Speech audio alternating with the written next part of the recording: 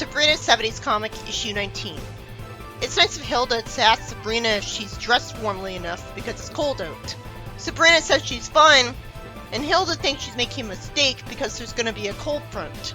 Why is she worried when Sabrina could just zap up a winter coat? Even if she's surrounded by mortals, she could erase their memory of her not wearing it. She could also warp home.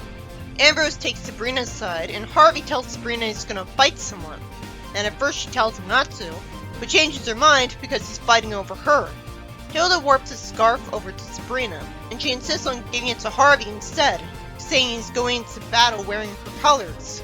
She at least acknowledges that it's wrong to feel this way over violence, but it's still a thrill to be fought over.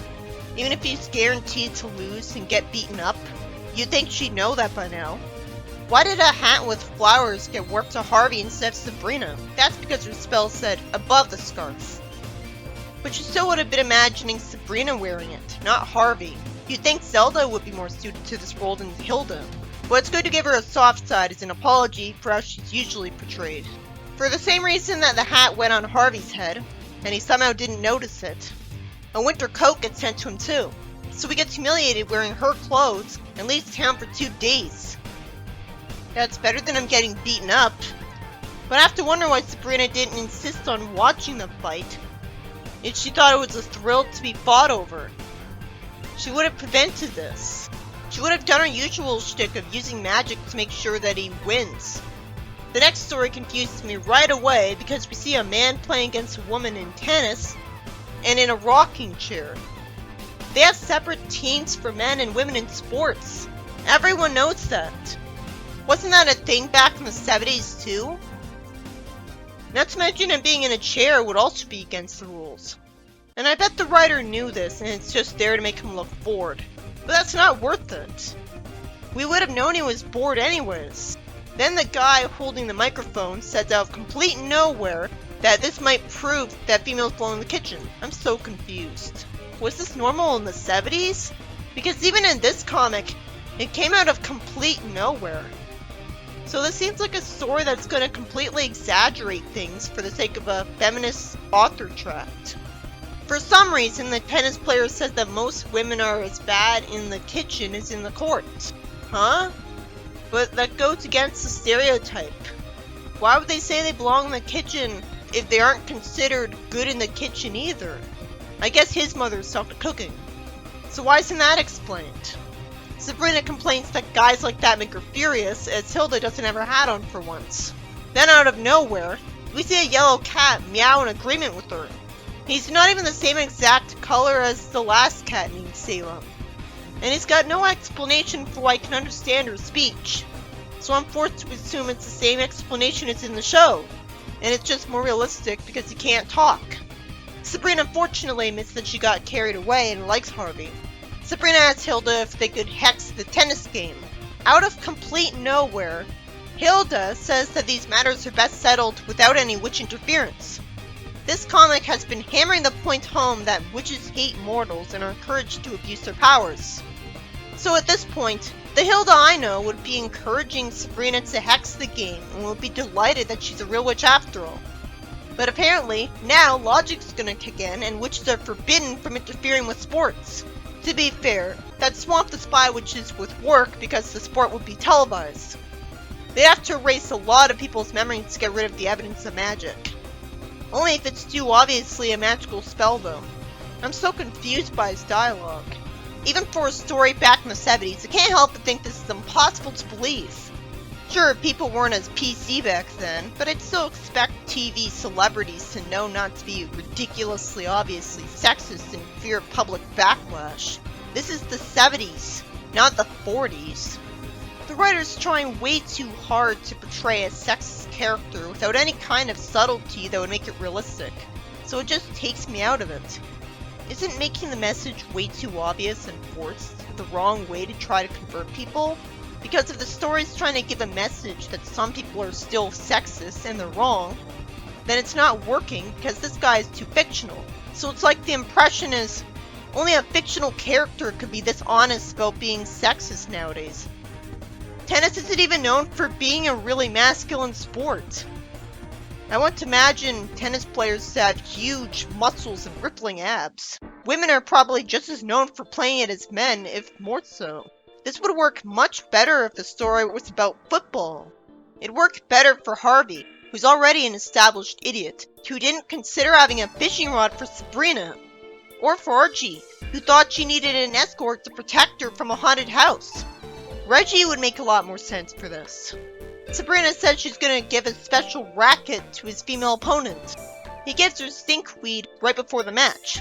It turns out she's known him for a while, and then she gets mad because someone replaced her racket with a mangy one. Then Dexter says that if it makes her happy, he'll take her racket and give her his new metal one. So there's a twist, where the demonized sexist person actually did something nice. But because she's such a good tennis player, she has a great tennis shot. But then Dexter hits the ball back, and is confused the whole time because the tennis racket's dragging him around. Why didn't Sabrina immediately remove the spell from the racket? Why didn't she immediately put the spell on her racket? Wouldn't it be obvious to Sabrina that such a spell would give away the existence of magic? She finally puts a spell on her racket during a break. Why doesn't she remove his racket spell though?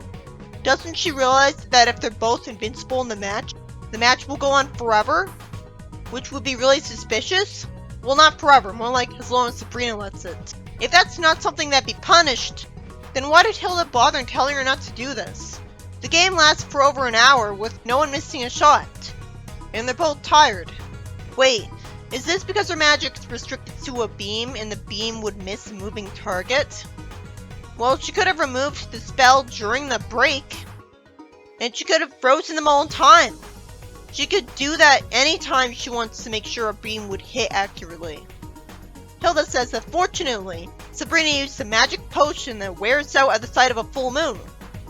The opponents drop from exhaustion, but they don't die of exhaustion, which might have been more realistic, but also too dark. Fortunately, this leads to a happy ending. The guy was portrayed as nothing but an unrealistic, anachronistic strawman up to this point. Takes back everything he said about women, because she was the toughest opponent he ever faced, even though she's just one woman. He would just regard her as an exception that proves the rule, so good thing he didn't.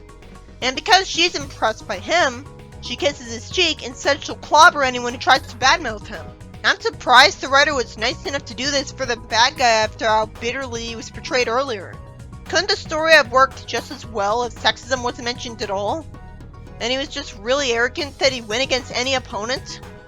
Couldn't he have only mentioned his sexist belief in this panel, where he'd get over it? Then I wouldn't be as annoyed at Dexter being forced to talk this way by the writer to prove a point.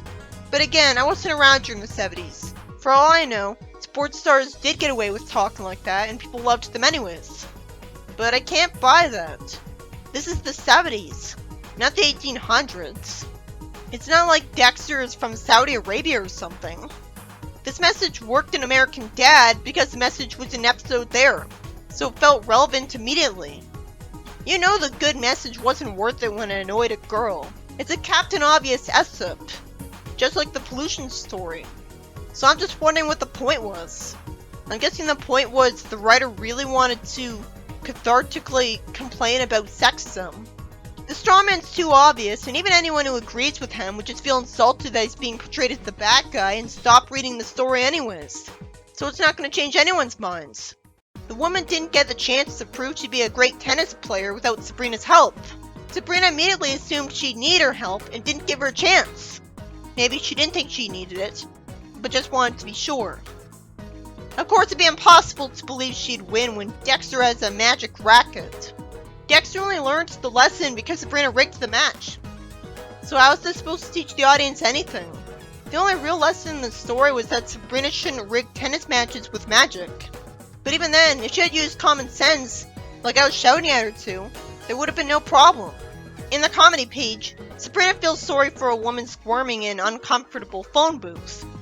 And she uses magic and says it's her good deed for the day. Why didn't you just make it bigger? Wasn't that the obvious idea? Of course, this comic is just as likely to have a character frustrate me with stupidity as Sonic is. But at least this comic is always interesting, with new ideas to look forward to. Then we see some teenagers say they can't afford the prices for burgers and hot dogs in their allowance, as they look at an 85-cent burger and a 45-cent hot dog. Sabrina says a spell out loud, which you'd think would get their attention. And because her magic interpreted her literally, the posters fell off the wall, instead of the new prices being removed and the old prices being uncrossed out like you'd expect. In the next story, Sabrina tells Hilda that she must be sick because every time she moves her hand, magic comes out, and does something that she clearly didn't tell it to do. She'd have to imagine stuff for her magic to work. How else would it work? Why would she want the lamp to get broken or fire to start? Somehow, nobody ever put a name to this illness, where you lose control of your powers. That has to mean that it's really rare. But even the most rare of illnesses still get names. The powers leak like a nose with a cold.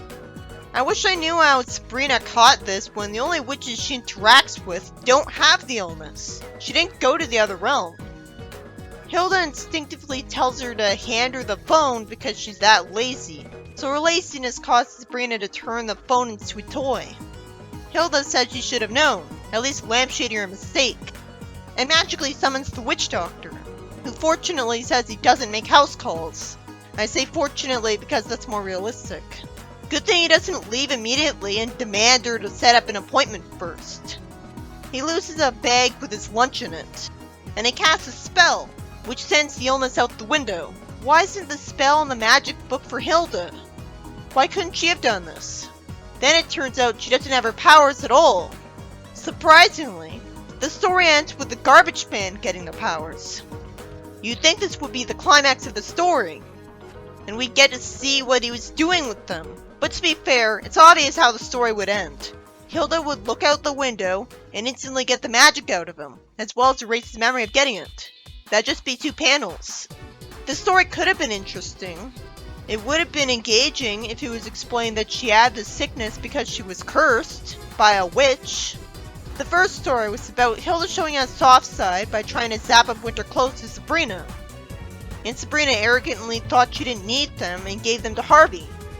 And Hilda's spells kept assuming the scarf was on Sabrina. This resulted in him being humiliated because he was wearing a girl's winter clothes when trying to start a fight. But he should have been grateful he didn't get injured at least.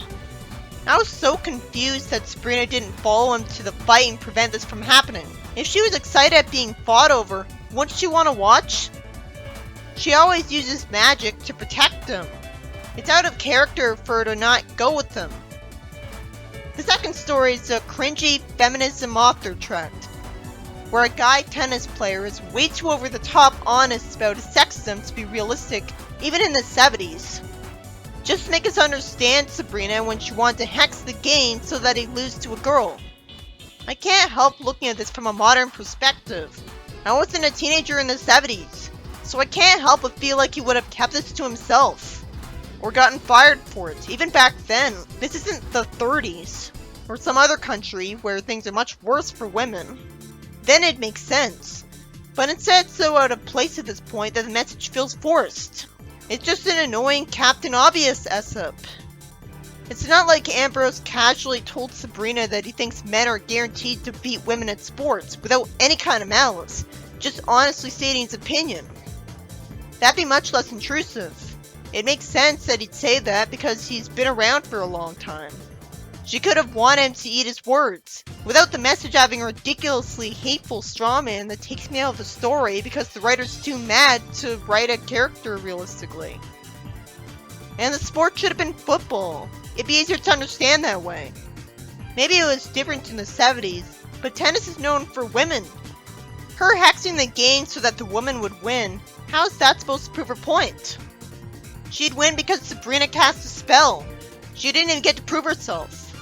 So when the guy learns his lesson at the end and becomes a nice person, it wasn't even earned because it was all magic. How's that supposed to teach the audience a lesson? Maybe it wasn't about teaching a lesson. Maybe it was just the writer being mad. This could have easily been a story about Sabrina hexing the game to make the arrogant guy lose to teach him a lesson in humility, without him being sexist to provoke her.